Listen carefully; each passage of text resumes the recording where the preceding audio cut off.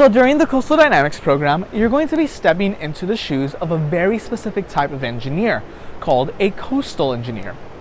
Coastal engineering started off as a subset of civil and environmental engineering that focused on the development of coastal infrastructure.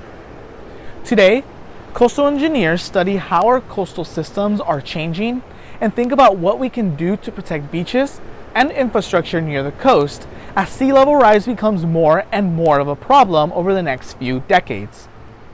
As you go through this program, you'll meet coastal and environmental engineers from Dr. Brett Sanders' lab at UC Irvine.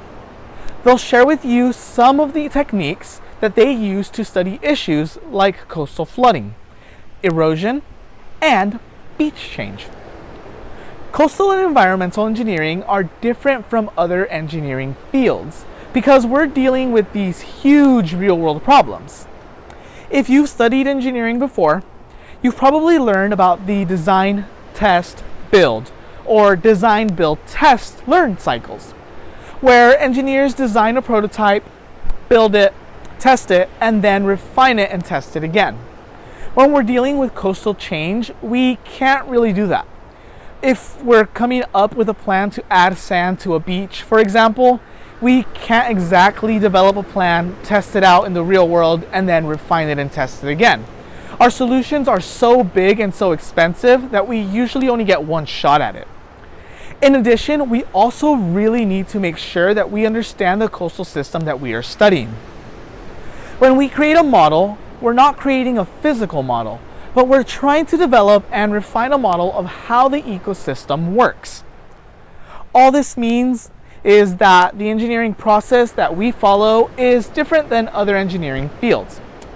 We'll start out by defining the problem, which is what you're going to be doing today.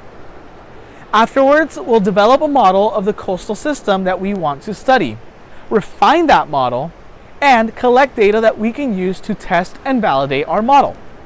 Only then, we'll start then developing a thoughtful solution to the problem at hand, since we know we'll only get one chance at implementing it.